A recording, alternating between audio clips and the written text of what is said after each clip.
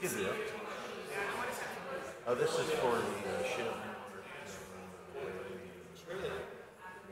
And avoidance signs. They can't do it. A map showing the places we can find here. Okay. All right. I'll check and I'll let you know. Okay, great. You want to hold on to that? Yeah. It's the only thing on it. Okay. Okay. Great.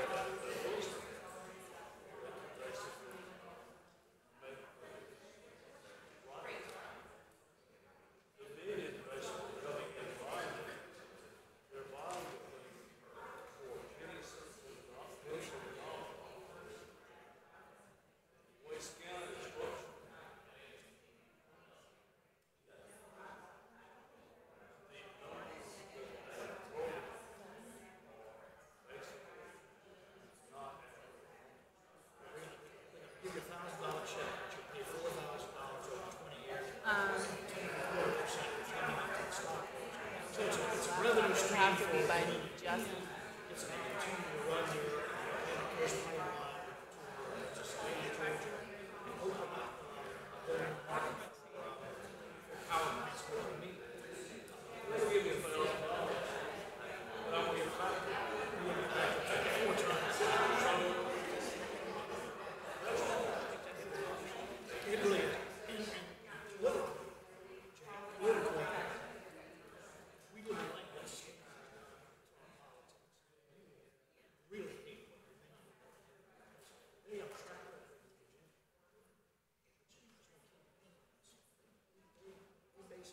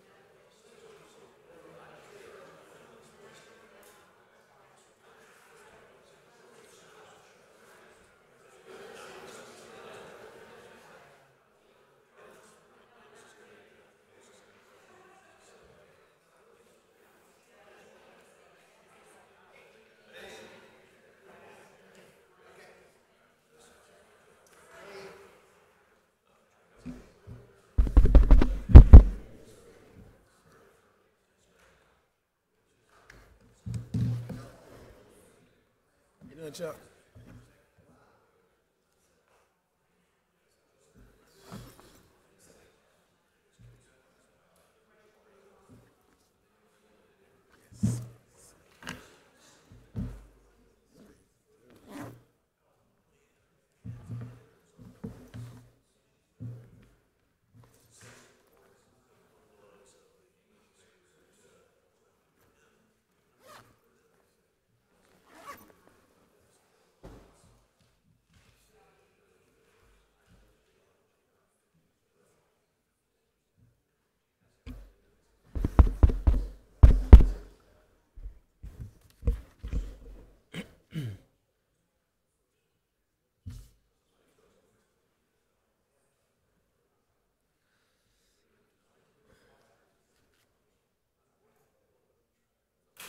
Hey Chuck, how are you?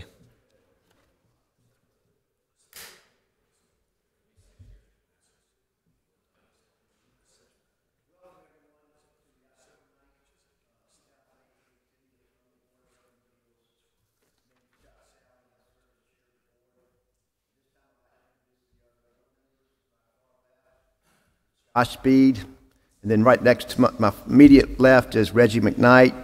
To my immediate right is Marcellus Primus, and to his right is Jenna Stevens, and to my far right is George Schaefer. I'd also like to introduce the staff that assist the board: Rachel Bailey, Zoning Administrator, and Hope Hasty, Deputy Zoning Administrator, and Andrea Wolf, she's the Land Use Board Coordinator. The board is charged with hearing applications for special exceptions, variances, and administrative appeals. All testimony is recorded for the record, and anyone wishing to speak will need to be sworn in and come to the podium to speak. No testimony can be taken from the floor. When you come to the podium, state your name and please speak clearly into the microphone because the meeting is being recorded. Applicants with cases before the board are allotted a presentation time of 10 minutes. This also includes all persons presenting information on behalf of the applicant. This time limit does not include any questions asked by the board or staff regarding the case. Any member of the public may address the board in intervals of 3 minutes or 5 minutes if the spokesperson is established by a group. The applicant then has 5 minutes for rebuttal, and the board reserves the right to amend these limits on a case-by-case basis. Those of you who plan to speak must be sworn, so if you're here to speak as an applicant or to speak in any case, please stand at this time and raise your right hand. Do you affirm or attest that the testimony you will give today is the truth and nothing but the truth? Thank you. This time I'd like to turn the meeting over to Ms. Bailey. Good morning. The Board of Zoning Appeals uses the consent agenda to approve non-controversial or routine matters by a single motion and vote. If a member of the board or the general public wants to discuss an item that is on the consent agenda, that item is removed from the consent agenda and considered during the meeting. The board then approves the remaining consent agenda items with one motion. The consent agenda today begins with the approval of the September 11th, 2018 minutes. Then we have item number 2, case 2018-0076 for 2408 Clark Street, a variance to side yard setback requirements for an addition to a single-family residence.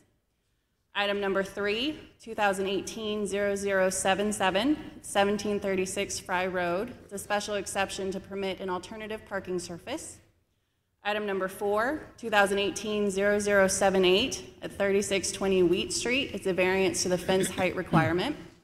Item number 5, 2018-0089 for 2907 Stratford Road. It's a variance to lot coverage requirement for an addition to a single-family residence. Item number 6, 2018-0090 for 3400, 3406, and 3412 West Avenue, as well as 1811, 1813, 1815, and 1819 Marshall Street. This is a variance to off-street parking requirement for a commercial use. Item number 7, 2018-0091 for 2903 Blossom Street, a variance to the secondary front and side yard setback requirement.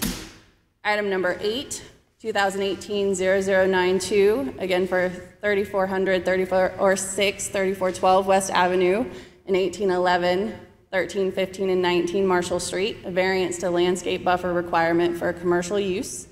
Item number 9, 2018-0094 for 1354 and 1316 Rosewood Drive, a variance to the off-street parking requirement for a car wash. And item number 10, 2018-0095 for 1354 and 1316 Rosewood for a special exception to permit a drive-through automatic car wash. If any member of the public or the board wishes to have a case removed, please let us know now.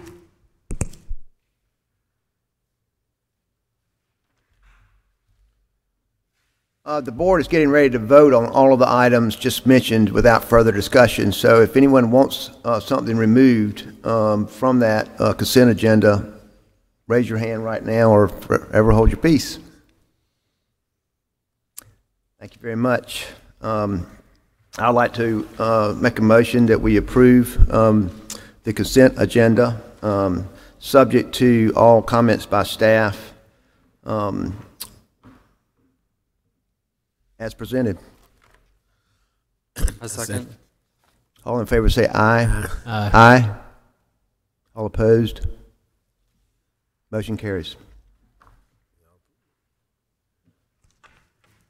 All right, for everyone that was on the consent agenda, if your item was approved, you are welcome to leave, or you are welcome to stay if you'd like.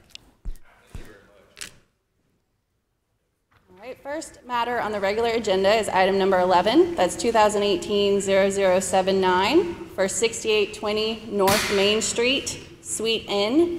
This is a special exception to establish a drinking place. I believe the applicant is here, and they are welcome to come forward.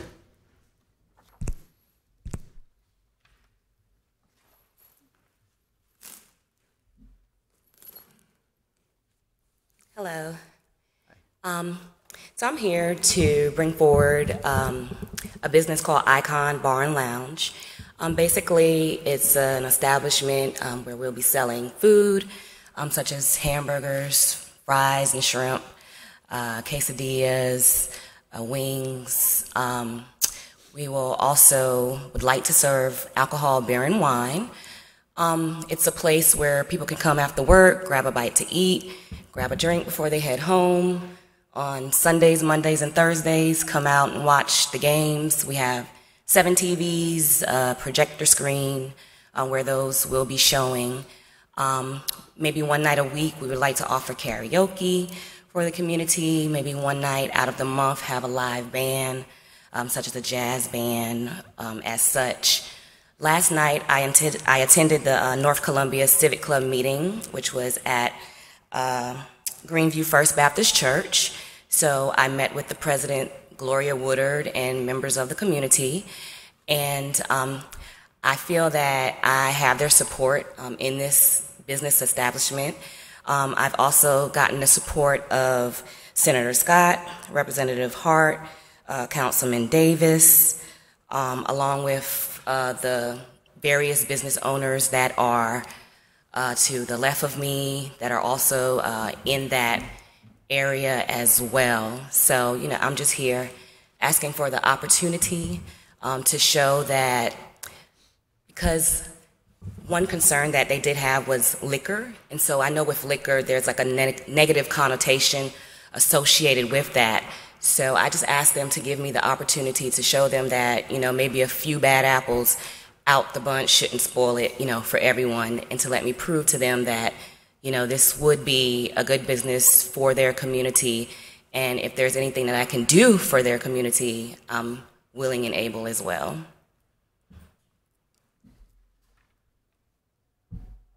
Okay. Any questions from the board? Okay. Is there anyone here to speak in favor or opposition to this application? Please approach the podium. Thank you.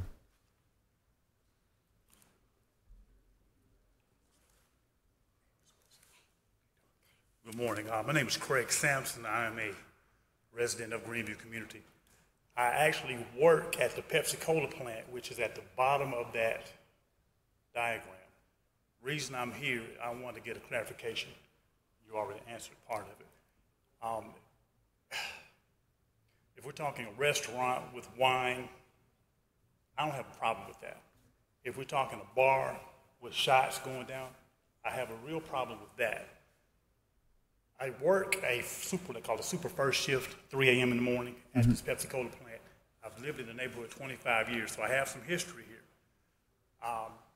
The driveway, now again, I don't know what kind of hours you're going to offer. The driveway, we used to be a different bar there. It's been several. The driveway to the Nielsen plant, also to the Pepsi Cola plant, filled with cars, which is a good thing for the neighborhood, I mean, for business, but bad for the neighborhood, for the businesses. Many times I've been out there at 3 o'clock in the morning, gunshots. By the time the police come, everybody's gone. Now, you might not know that, but again, I've been at Pepsi Cola 25 years. I've called several times when these things occur. Again, I just want a clarification. If we're talking shots going down the bar, no, sir. No, I'm completely against it. If we're talking again, wine with restaurant, wine with beer, wine with dinner, I can support that. The neighborhood's very quiet now. The bars that were there are all gone. We don't have. Sir, can you step up to the microphone? Oh, I'm sorry. We don't have near the problems that we used to have as far as police response. The presence of the fire department helped a lot. Again, if we're talking one type of establishment, I can support you wholeheartedly. If we're talking a different type, not at all. Again, police response times, like we have a substation in Greenview, but again, I know what has been in the past. Right. And I'm not even questioning that. I just came to question what's going to go into the future. The signage popped up overnight. Nobody really saw it, but that's just where it was. And I've probably taken my time. Thank you for your time, sir. Your testimony. I have a question for the applicant. Yeah, hi. What are going to be the office hours? Maybe. Tentatively, right now, 2 to 12.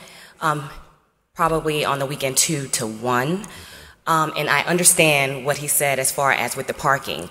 We're not as big as the previous businesses that have been there are.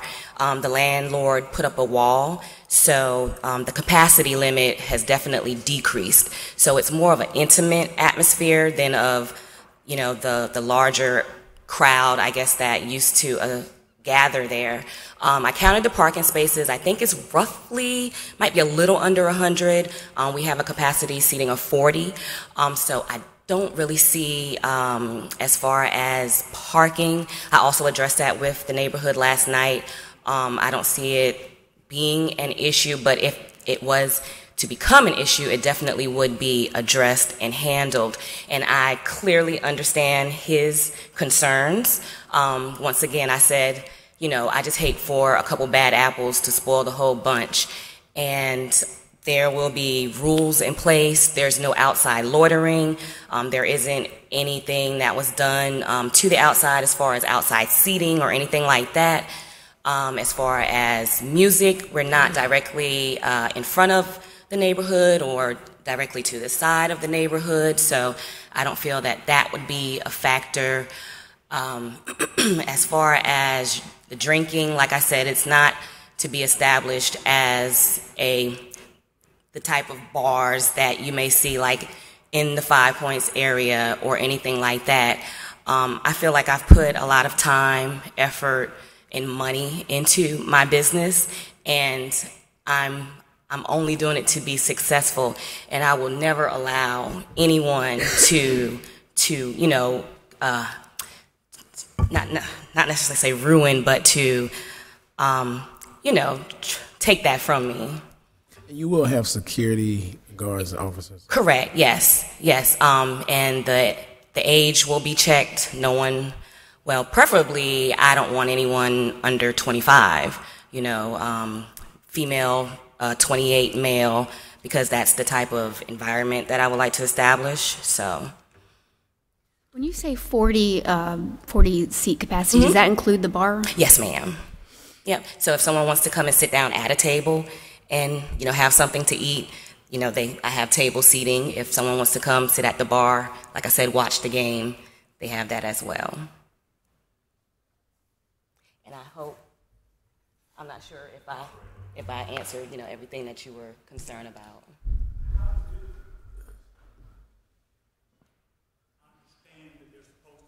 Development in North Main Street area. Yeah. Is that going to go forward? Because I understand that field off to the right is supposed to be supposed to be a housing complex. Yes. So how does that come into play? Now, or does it? If I'm not mistaken, I must admit, even though I live on the 5,000 block of there. My parents, we have some property right there. I don't know if they put it on pause. I guess you probably have to check. Probably check with someone in City Hall.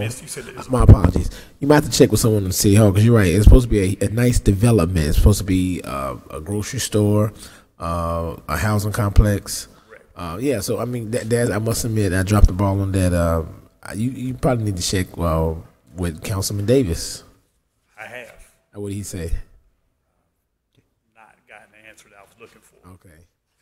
Which is probably my fault. Well, you probably just go to somebody in City Hall. They'll probably go downtown, go right down the street. They'll probably answer that. 'Cause that's something I need to look into as well. Okay. Yeah.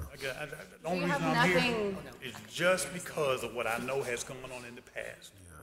And like I said, I work right there. I live right there. And this might not be the proper forum for it, but frankly, the neighborhood, we hear gunshots all the time, and we don't even call the police. I'm just telling you, this is where you are. You might not know it, but this is where you are. And I'm just thinking, again, wine with dinner, I got no problem with. Open bar, shots like that, people out in the parking lot, I got a problem with that because, again, I'm across the street, and I've experienced gunshots at 3 o'clock in the morning. I have to call the police and have people come out there. And so I do as well. That's my only concern is the trying to build the neighborhood up. Thank you, sir. Not saying the bar breaks it down. I just want to make sure that we're on the same page. We'll find out where you are. That's all. Thank you, sir. Thank you very much. Ms. Wilson, I have a couple of questions. Sir. So as a condition of your application being granted, would you be willing to make it a stipulation that you would not sell any hard spirits, that would only be limited only to beer and wine? Well, that would sort of negate what I'm trying to establish. How is that? A bar and lounge for people to come in and, like I said, to. I thought you said that you were only going to serve beer and wine. No, sir. I did. Yes. And we did, okay. I did put in for my liquor license, and the sign was on the door for the amount of time. The ad was put into the newspaper if anyone wanted to dispute it. And then, are you willing to limit your hours to 12 o'clock on weekdays and 1 o'clock on the, was it Friday and Saturday? Yeah, I think it's on the I think back. Saturday was the, okay, well, Friday and Saturday was the 2 a.m. Cutoff, I guess, because that's the normal time limit is 2 a.m. to serve alcohol. Are you going to be open on Sundays as well? Yes. I think you mentioned 1 a.m. Earlier in your testimony. I may have said 1 a.m., and that can be done for Saturday. I think that would be reasonable.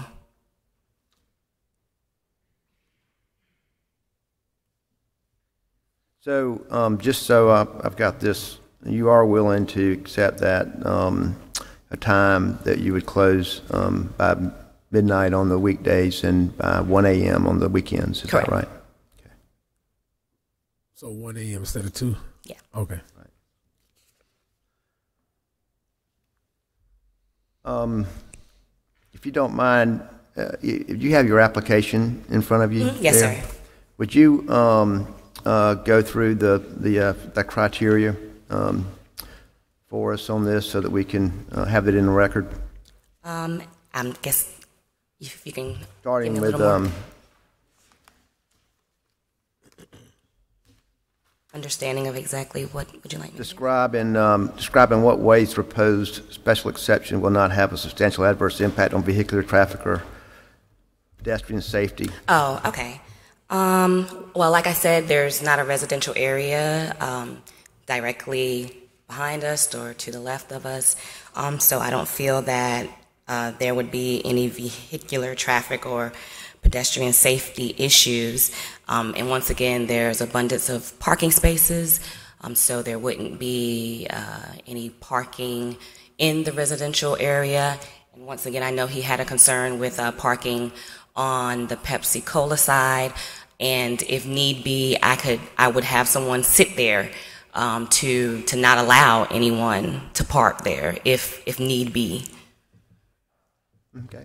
And then describe how the special exception will not have a substantial adverse impact on adjoining properties in terms of environmental factors such as noise, lights, glare, vibration, fumes, odors, obstruction of air, light, and litter. Okay. Well, the music will, when music is played, it will be held to a certain level. Like I said, there wasn't anything done to the outside, so there's no, extra anything. No music will be playing outside. I've spoken to my neighbors, the owner of the barbershop next to me, the owner of the salon next to the barbershop, the other restaurant owner, Papa's, and there wasn't any opposition to us opening. There won't be any fumes or odors or anything associated to that nature. Okay. Describe in what ways the proposed special exception will not have a substantial adverse impact on the aesthetic character of the area, to include review or rotation of spacing of buildings. Once again, there wasn't anything done to the aesthetic character of the outside of the area. Actually, my husband owns a pressure washing business, and so the landlord actually had us to come and pressure wash the entire area right there for him, so there wouldn't be any impact on the aesthetic of it. And describe the ways in which the special exception would not have adverse impact on the public safety, create a nuisance, condition detrimental to the public interest. Like I said, there won't be any loitering allowed outside. Security will be used as needed. And the drinking age will be strictly enforced. I also have a camera system in place where I can see everything going on my phone at any time. There's a camera facing outside, so I can see the outside of the business to make sure that there isn't any loitering or isn't anything going on. I'll have someone in place each night to clean the parking lot if there's any trash or anything of that nature. Okay, and then explain how this would not create a concentration or proliferation of the same or similar types of special exception uses in the area. I think I sort of understand this question, but like I said, the only other establishment in that shopping area is Papa's and their restaurant. There aren't any other, drinking establishments. I think further up the road there may be. So it doesn't create a concentration. Not any others in this particular center. Correct. Okay. All right. And then explain how the proposal is in character with the intent and underlying district indicated by the zoning district description and applicable zoning overlay goals and requirements. Well, I think I received a copy of the zoning district description, and I don't believe there were any zoning overlay district goals or requirements. I believe it falls within the zoning area with a special exception. Because it's a drinking establishment. Okay. Describe how the proposed special exception is appropriate for the location and compatible with permitted uses adjacent to and in the vicinity of the property. Well, I sort of feel like we're just giving the community another option, someplace, like I said, where they can come and grab a bite to eat other than McDonald's, which is up the street. And we're creating a peaceful, upscale atmosphere where they can come socialize and enjoy one another in a safe environment. And the permitted uses adjacent to and in the vicinity will now have somewhere to eat lunch during the day or grab a bite to eat before heading home from work. And then explain in what ways the proposed special exception will not adversely affect the public interest. Once again, I guess following everything that I've said previously, we're offering the public an upscale lounge where they can eat, drink, watch TV, relax after work. There will not be any loitering. Like I said, we have cameras in place. Security will be enforced. The IDs will be checked. And, anything that I even told the community, my doors are open. If they have any concerns or suggestions, my ears are open and I'm willing to listen and answer any of their needs or questions. Very good. Thank you. Any questions from the board? One quick question. Did you, I think it's a good idea. Did you run this by the Eau Claire Community Council? It's one of the 41 individual neighborhoods. I'm just asking. No, because Ms. Woodard. I'm sorry, could you repeat that? I did not, only because I was informed that I guess the Greenview area was who I needed to, speak to, but I would have loved. Well, that's cool. That's one of the neighborhoods, so that's good. Yeah, that's good. That's good.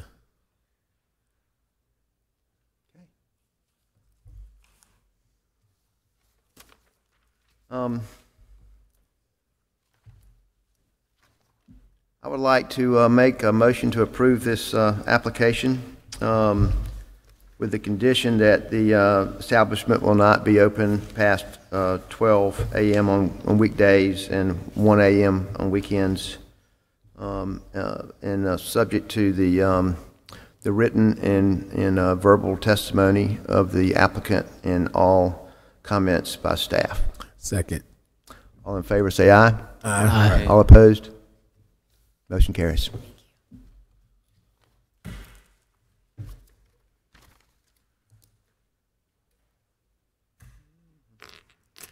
The last case on the regular agenda is item number 12, 2018-0093 for 621 Whitley Street. This is a special exception to establish a convenience store. The applicant's welcome to come forward. Good morning. Morning. My name is Jake Moore, and I'm an attorney here representing the applicant. I also have with us the proposed builder, Mr. Josh Boltinghouse, who would be available to speak after me if that is all right. Okay.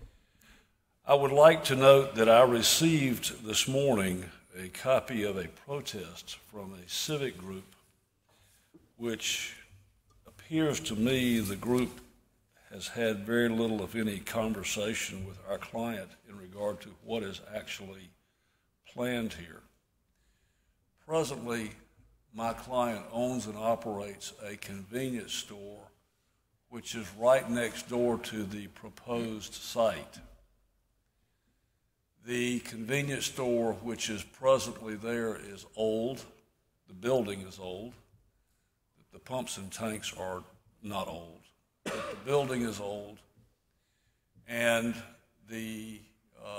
you can see it, I believe, next door.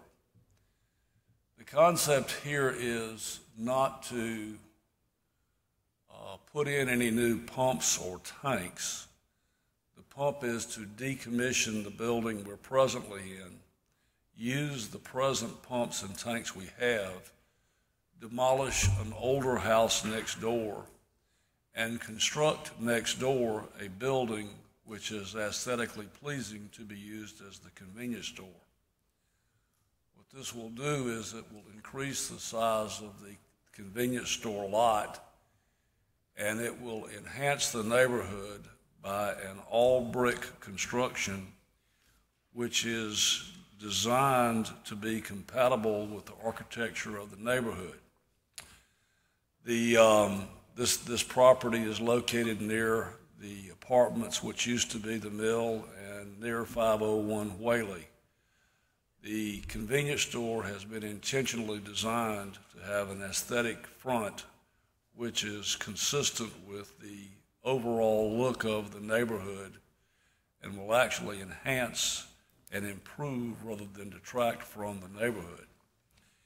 If you look at the design which is proposed, It is aesthetically pleasing. It looks a whole lot better than the house which is presently there, and it is quite functional.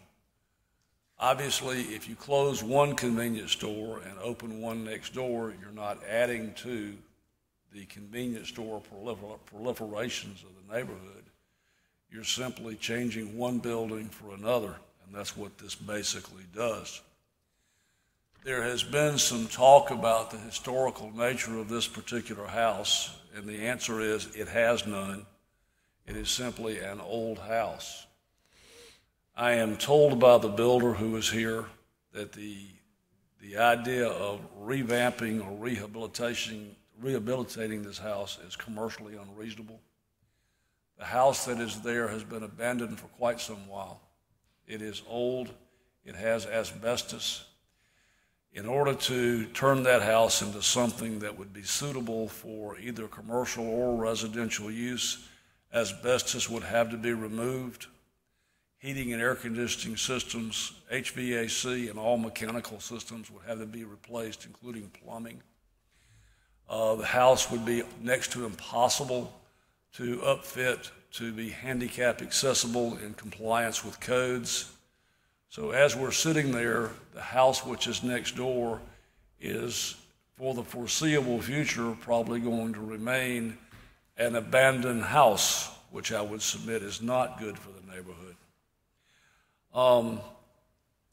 The property that we're speaking of already has the existing curb cuts onto the main street, so we're not going to be adding any additional traffic problems inside or out.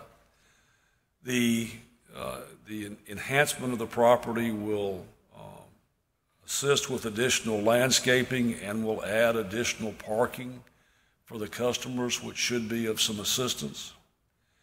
The property contains adequate sidewalk space and pedestrian walking areas. There will be designated loading and unloading areas, which will basically mean traffic flow will be improved rather than the present problems we have trying to do loading and unloading at a relatively small site. Traffic receptacles are going to be provided for customer usage. We have a good neighbor plan, which is basically in place. The property will be swept and maintained daily as it presently is. If we look at the particular location, there has been no problem with loitering. There has been no problem with littering. There have been no law enforcement problems with the present building as operated. The site will certainly make the area look better, function better, and be better. There is only one operating business of the same type in this area, and that's the one we're closing. So the idea of there going to be a proliferation of these businesses simply isn't there. There is no great concentration of convenience stores in the area.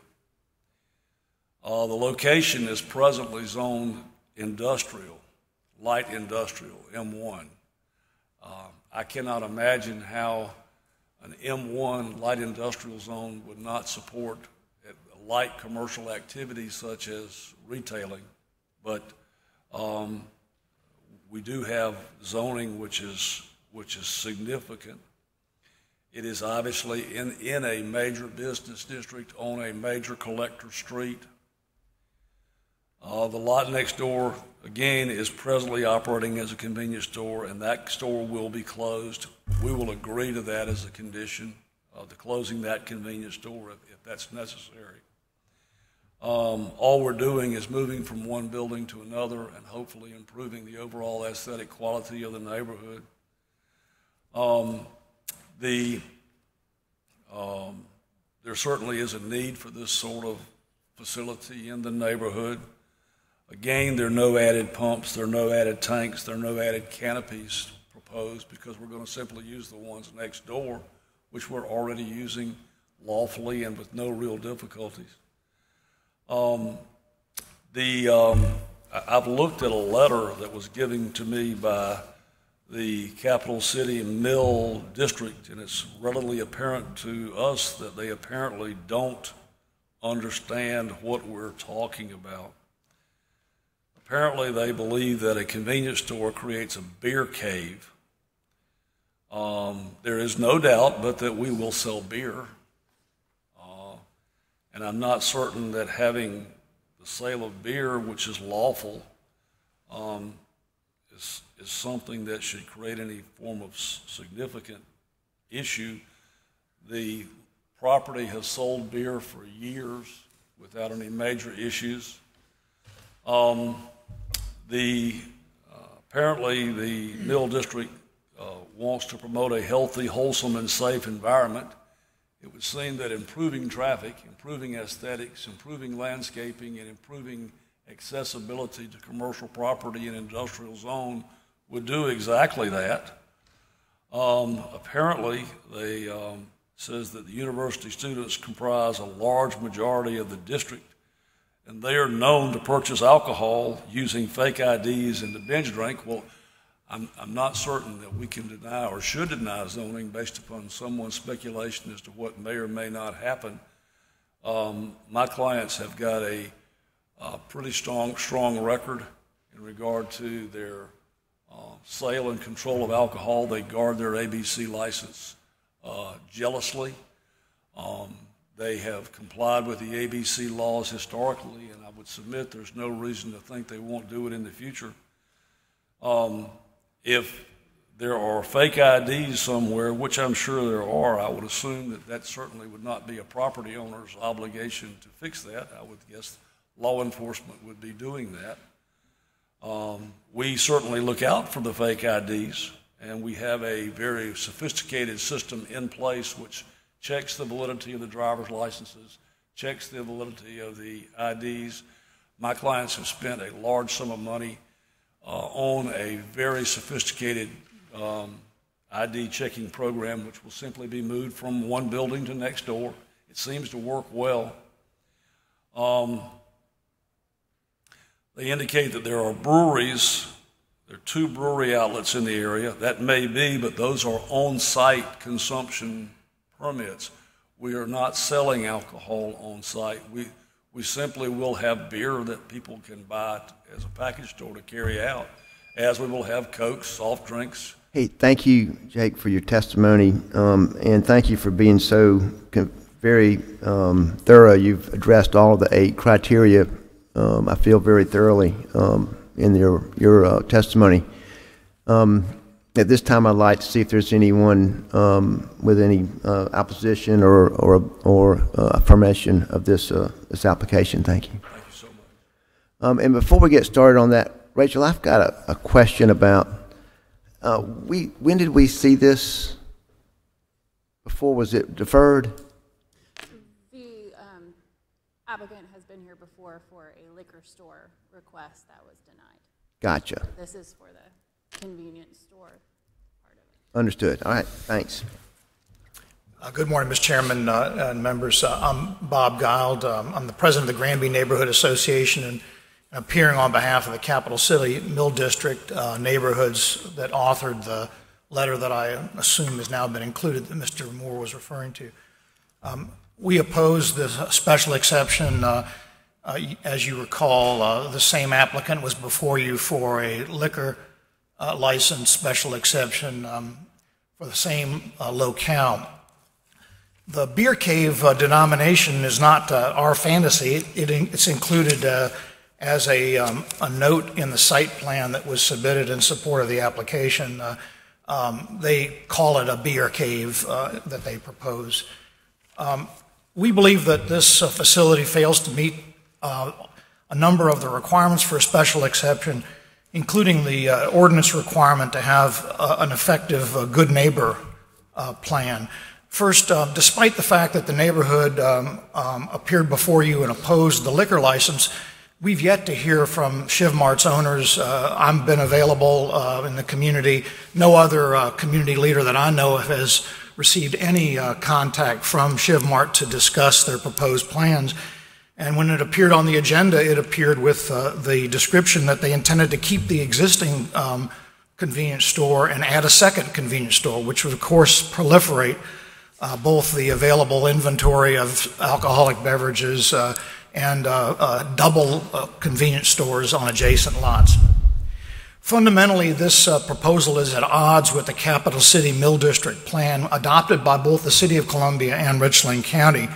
We value the history of our community, and we have fought hard to preserve it. The existing Shiv Mart convenience store, as Mr. Moore acknowledges, is old and decrepit and needs upgrading, and we'd love to work with the owners to see that existing convenience store replaced by one that is of a compatible design, but not at the sacrifice of the historic fabric of the Mill District community. To describe the proposed demolition as an abandoned residence is really an insult.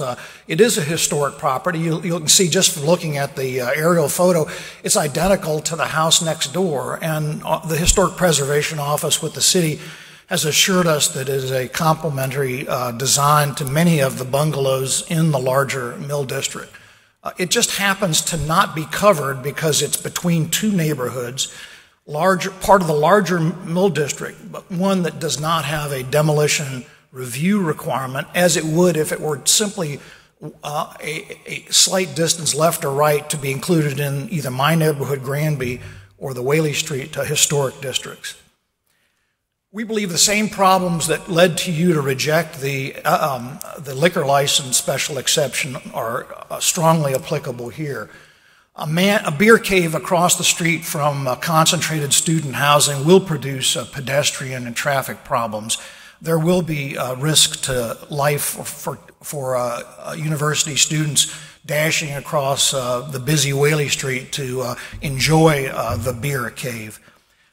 It has obvious problems with the adjoining properties in the sense that it would cause the elimination of a historic mill structure in order to create a modern convenience store. It'll have a substantial and adverse effect on the aesthetic character of the neighborhood. The Mill District plan calls for preserving and restoring and adaptively reusing historic properties.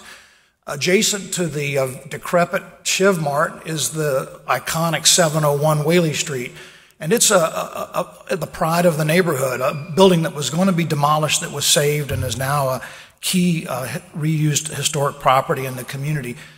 Again, we would love to work with the owners to upgrade the existing facility, but not at the expense of losing a lot or doubling the capacity of alcohol and beer sales at this location. And we urge you to reject this special exception for a variety of those reasons. Thank you. May I ask a question? So I'm looking at the site plan and the aerial in the house next door, and I'm trying to figure out. I mean, it really is an awful building at this point. I mean, it's you know, I mean, it's a trailer basically that sells beer and cigarettes and gasoline. But so, I mean, I just can't imagine converting a house of this nature into something like that. I don't know how that would work, but I wonder if it's possible for that to be relocated. I mean, is that rather than tearing it down, I mean, is it a possibility? I'm just throwing that out there, and I'm trying to figure out why, and I'll ask the applicant to come up and explain that, but why that there. But if you'd mentioned several times in your comments that you wanted them to rehabilitate the existing building, and I'm just trying to think, is that something that the neighborhood, if they were able to save the house, get rid of the existing building that's there, and create a more properly historically designed building for the neighborhood, is that something that the neighborhood as a compromise would be see as a compromise, or is it just simply not in the cards? Well, my first comment is we are eager to work with a developer. We just haven't heard from him, and I'm just saying I've been in my house for 45 years, and I do recall an architect for a convenience store at that site meeting with the neighborhood many years ago, and a plan that never evidently was executed. But the short and long of it is, I don't think it's consistent with the preservation guidelines the city employs, except as perhaps a last resort to take a historic property and move it someplace else. Rather that than demolish it, I agree. But I think that, as you can see, it's two identical houses next to each other that were built by the Mills, and we really want to not have a sort of a gap in the streetscape if possible. I appreciate that the Shiv Mart bought the property, presuming, I guess, that they're either going to get the liquor store permit or this special exception, but it's been actively rented continuously. It's not abandoned, except if the Shiv Mart owner chooses to not rent it anymore. But there have been rental properties. That house has been actively rented until very recent memory. And I would just say our long-term hope is that many of these rental properties will become single-family occupied residences, as they have been historically.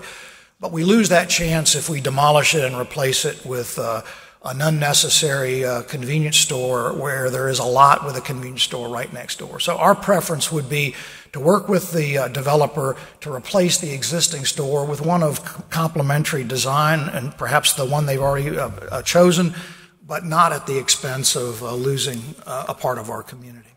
Thank you. Thank you. Does anybody else want to speak for or against this application? My name is Joe Weeder. I live in the Granby Mill Village. I'm also a member of the Capital City Mill District Alliance.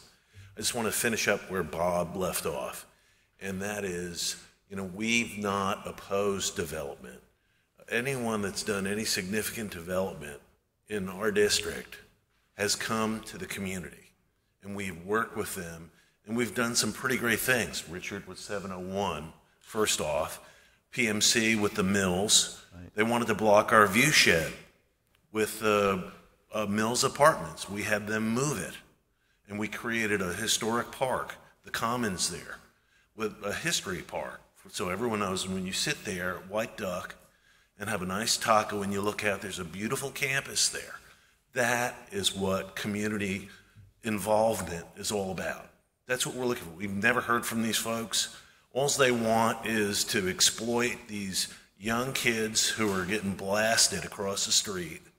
And there is a beer cave. The corner of their thing says beer cave.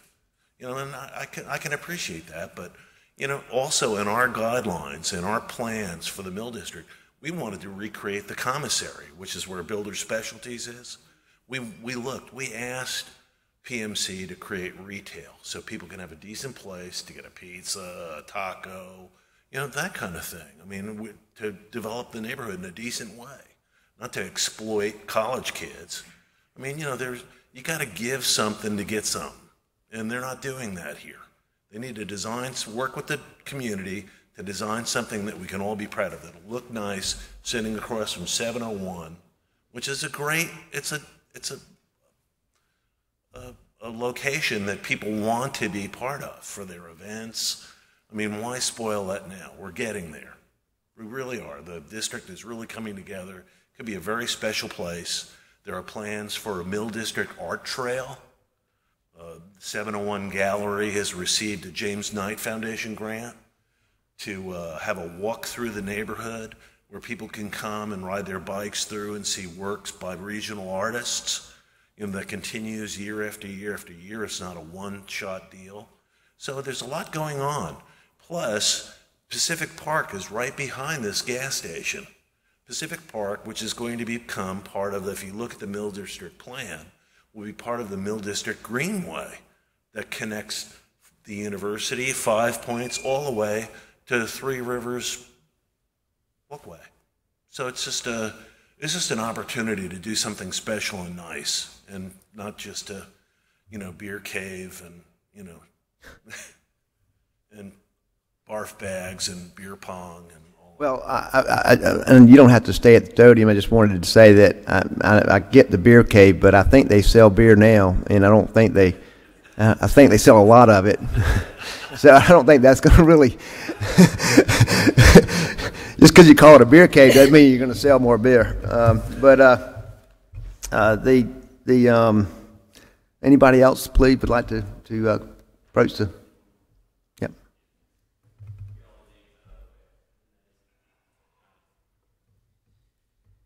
Hey, folks. Richard Burtz.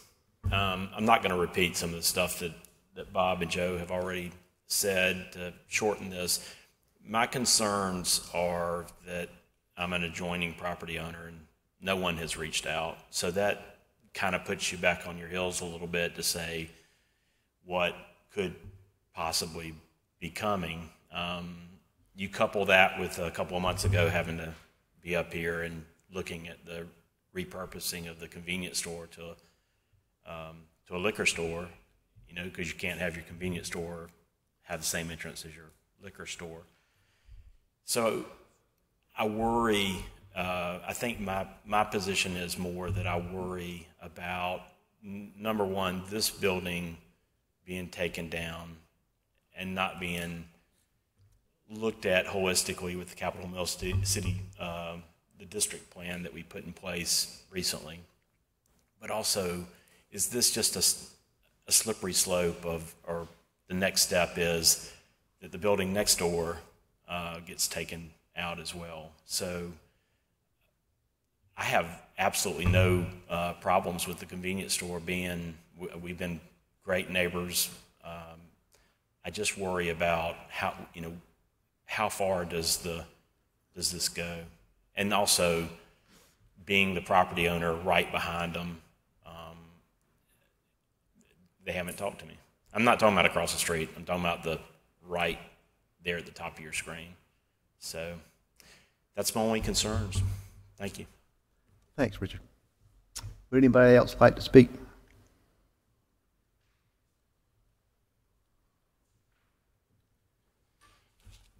Hey, good morning. My name is Josh Boltonhouse. I'm the in-house architect for Bobbitt Design Build, and just wanted to come and talk. I reviewed the packet you guys have, and I think you have a very early concept drawing of what the building would be like. And I brought an updated rendering of what we're proposing. So I actually would argue it actually blends very well with the neighborhood. I've actually worked with Richard on his 701 Whaley projects in the past at a previous firm. So, and as an architect, I don't want to see history razed and the stuff demolished, and we just kind of forget about where our past comes from. But then also kind of have to understand, if we all just hold to a thing, we got to keep what's there, then cities can never grow and evolve. And architecture is about history and it's dynamic. And even we tend to lump together historical architecture that back then was actually broken up in different phases, and the people who liked the style before opposed the current style that was coming back, and we just all call it old and historical. So I'm a firm believer that architecture needs to evolve and designs need to be dynamic and reflect the time in which they were designed, but also kind of marry with the parts of the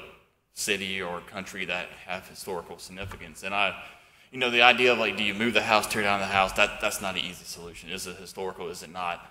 I'm not the one to say, but I think we have tried to come up with a design that reflects the neighborhood with brick and detailing that kind of addresses the way things would have been designed in years past. But obviously, at the end of the day, it is a convenience store. And I would say it's not really doing anything different than the current convenience store is doing. Yeah, we labeled a beer cave. Yeah, okay. But, they have one now. It's small. So now they're taking 3 and 4 truck deliveries a week during football season, whereas now you can consolidate it now to 1.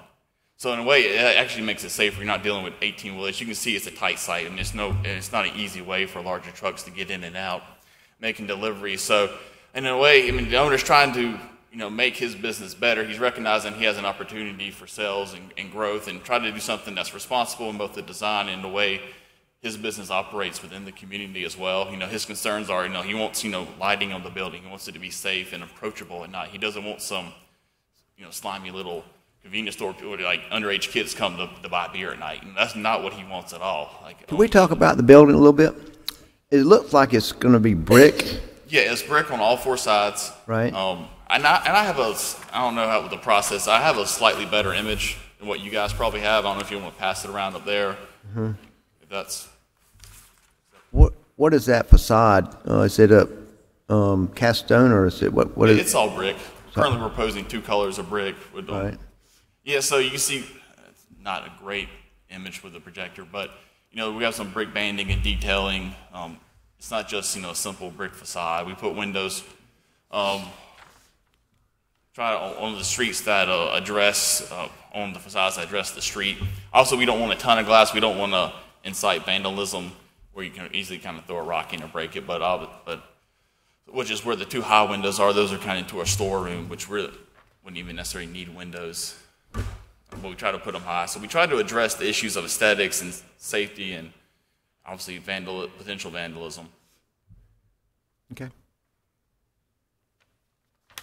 So, and I can't speak to communication back and forth between the owner and the community groups. That's kind of outside the purview. But I think, if there is some dialogue between the 2 groups, I think we could come up with a solution that everybody's happy with. I think it's just nobody has talked to each other, so everybody's fearing the worst on every side. So I think that's what probably 90% of the issues are. Because I think the building is certainly an upgrade to what's there, and then I think it will mesh with the fabric of the community. But yeah, it's not a house, and it wasn't built 60, 70 years ago or whenever the mills were built. So I can't change that. Yeah. Unless you have Thank any you. questions, I'll sit back down. Jake, would you like to approach?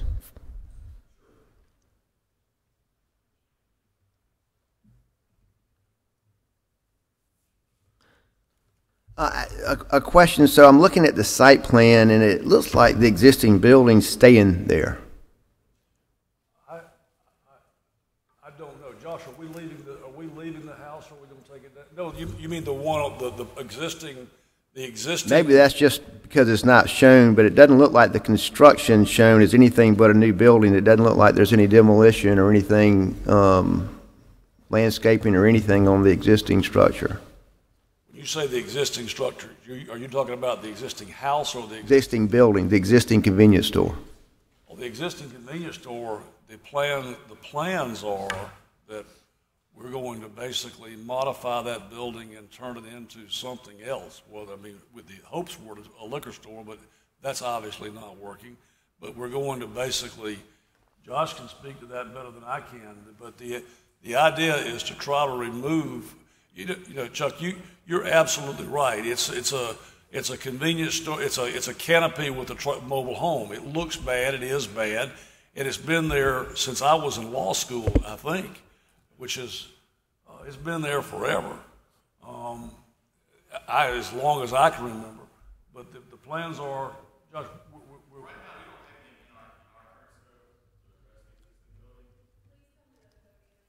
but the plans are to either remove that building. Come to the podium with Jake, if you would like.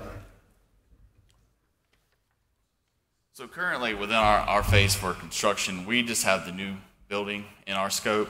What the owner plans to do with the existing is kind of, well, we're not really trying to get into his operations on the existing building. We're not really involved with that.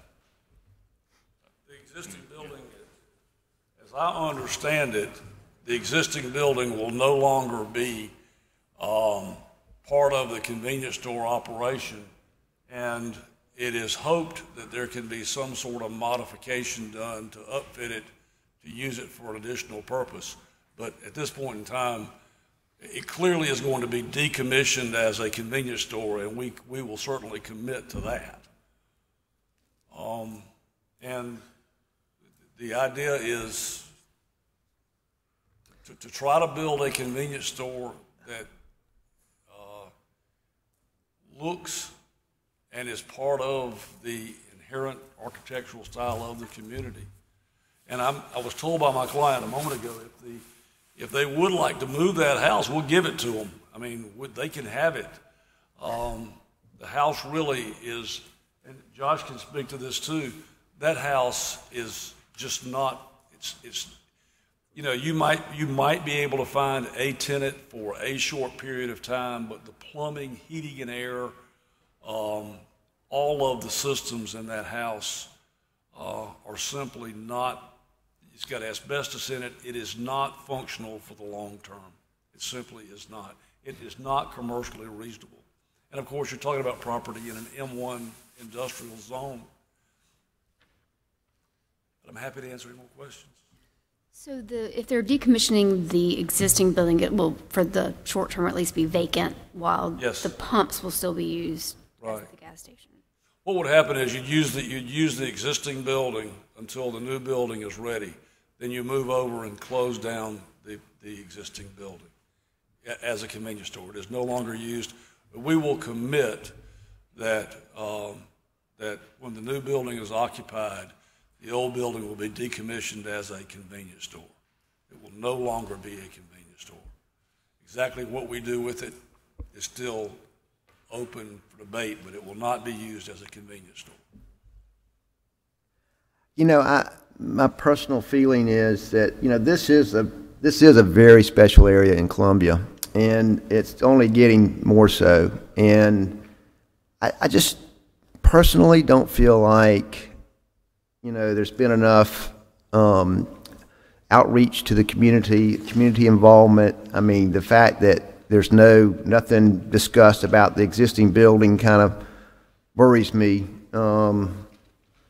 Because, I mean, it's still, I mean, you know, if it's a building that's connected to a canopy that is connected to that, and because I guess you would be, I don't know what you could be, but I mean, it could be reused for some other purpose that, you know, I just don't like it. I would have much rather have seen a whole plan that showed redevelopment of the entire site in a more aesthetic manner that had been, you know, proofed out by the neighborhood association than just coming back up with a plan. That's my feeling. But I don't know if you guys want to consider withdrawing and giving it another shot. But I'm just feel like you haven't really met the mark with this plan. Any other comments from the board? I think what Richard said, I mean, they're, I guess, fine with the current location, and I think the new building looks fine. I don't see why, you know, I think kind of to your point, why you couldn't redevelop that to look like this image. And back to the traffic, it looks like to me the current location has much better access on the corner with the light than where they're trying to go. So I also agree that community involvement would be key here. Some interaction with the community associations would go a long way in. Might I ask, is there a requirement to ask for a special exception or zoning? Is there a requirement that you've got to go and approach the community? Is that part of the requirement? It's recommended, not required. It's not what I would call a requirement. I mean, the cooperation we've had to date from this community has been bad.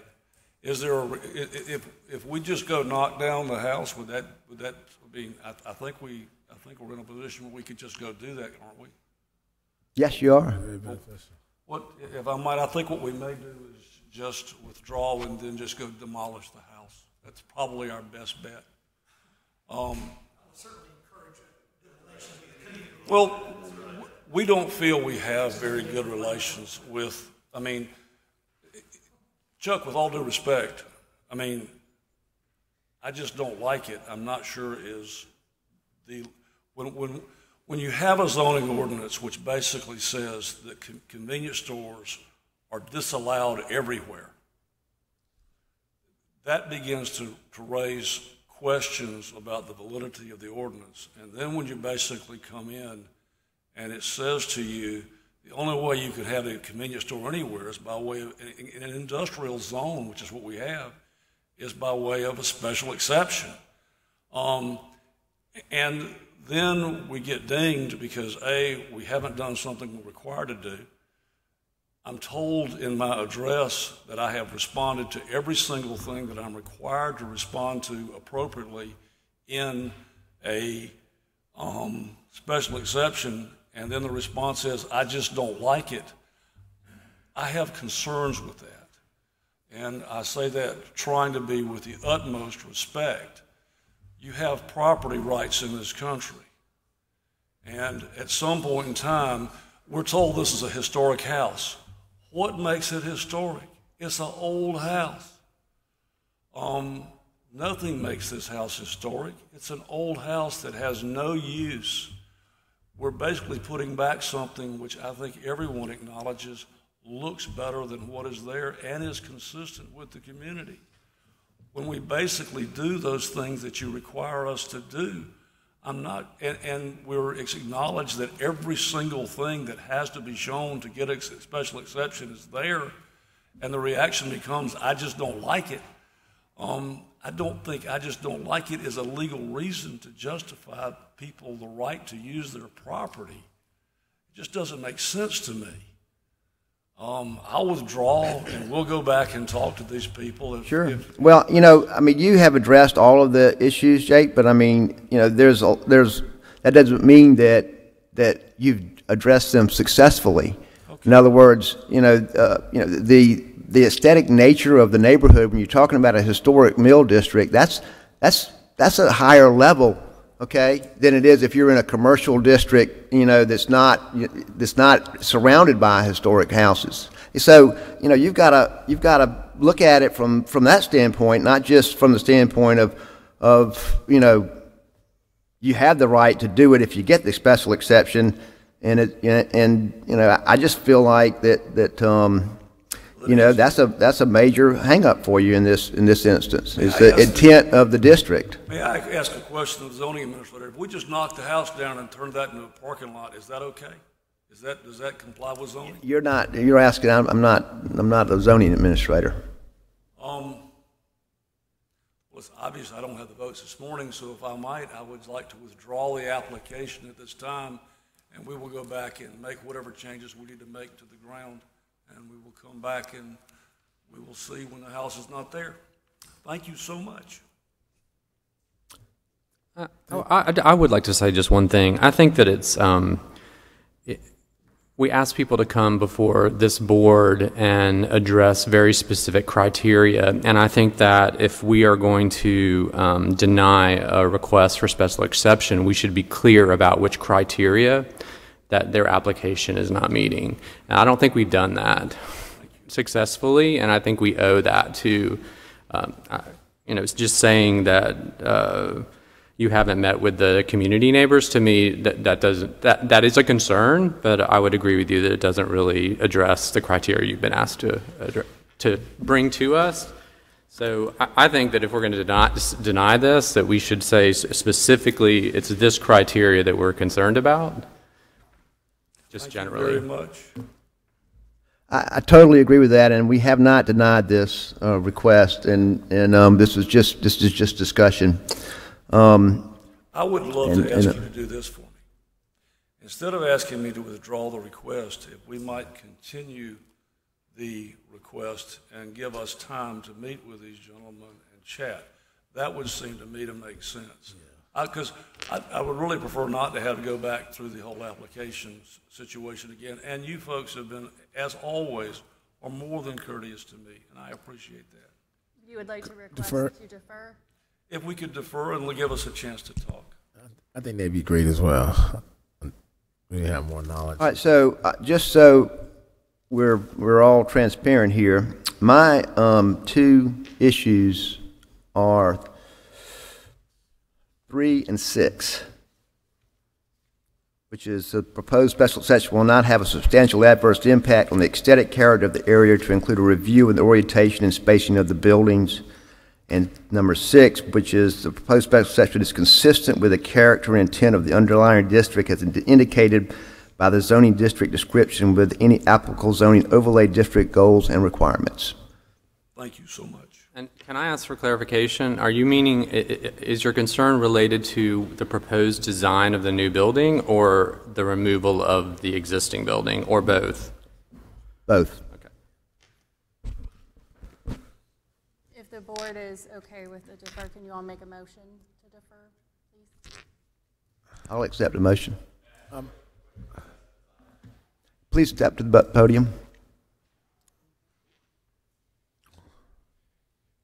In regards to the design of the new building, what is your specific, I guess, concerns or about the design of the building? I think that the most concern I have is not so much with the new building as it is with what happens to the existing location. Okay. So it's more of the use of the existing, not so much anything to do with the. I just want to make sure nobody's. I don't sense any objection to the actual building. It's well, just the fact that it requires moving a house. We don't know what we're doing with the existing. I think that I mean, and I'm not an expert at this, but there are experts sitting in this room right now that could be, pretty helpful to you guys. And I'm not going to, suggest what you have to do or not do, but I mean, I can say that the student housing complex, which was a pretty heavy impact complex, was one of the best presentations I've ever seen presented to the Zoning Board of Appeals since I've been here, and I've been here for a while. And so what they did was they incorporated their design with not only just letting the neighborhood be involved, but they actually had very strong players with design for this type of business, and they created a plan that everybody liked, and so it wasn't, including everybody on the Zoning Board of Appeals that they had to approve, but it was a plan. It wasn't a popularity contest, but the plan was so much better than it would have been had they not gone back and gotten all that input. And so I'm just saying that I wouldn't be afraid of that. I wouldn't be, I wouldn't try to say, well, flub your nose, the heck with y'all, we're going to do this our way or the highway, because, frankly, it really does need to be done right. And I just don't think this proposal really does it. I just, can't imagine why you would leave that ugly trailer, sitting there when you could increase traffic flow, when you could increase the landscaping, and you're just going to leave it as is. And I don't know. I just think that it's not very well planned in an area that it needs to be well planned in. Yeah, no, I understand all that completely. I just want to make sure there was, like, hey, go redesign the building, which is kind of in my scope. And I will say, just to address what you're saying, again, that's my world, designing, master planning, so I completely understand everything you're saying. But there is a significant difference between large developer with multi-million-dollar projects and the ability to do all this master planning. Because what you're asking like a single owner to do is spend like another $300,000, $400,000. They don't have the capital and the resources that these large developers who, granted, and the mills are done great. And like, yeah, in a perfect score, yeah, I'd love to do everything. Tear it down, shut it down for a year and a half, build it back new. That's fantastic.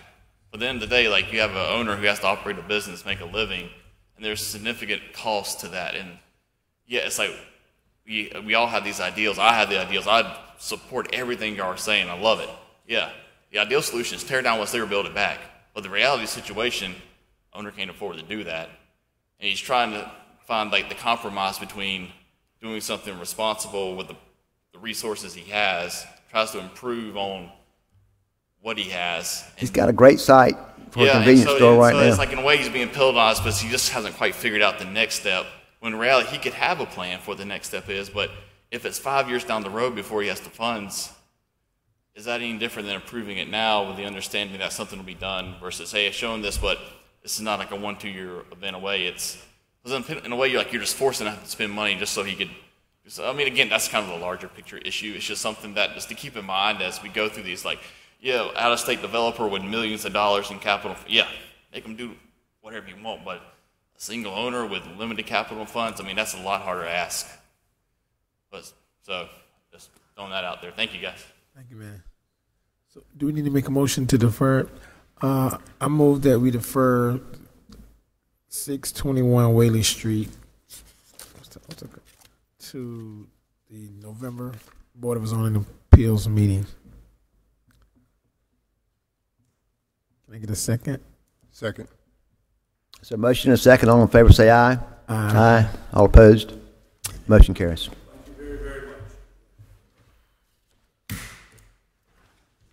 There is no other business on the agenda today. I move that, that we adjourn the October 9th, 2018 Board of Zoning Appeals meeting. Second. All in favor say aye. Aye. All opposed? Motion carries.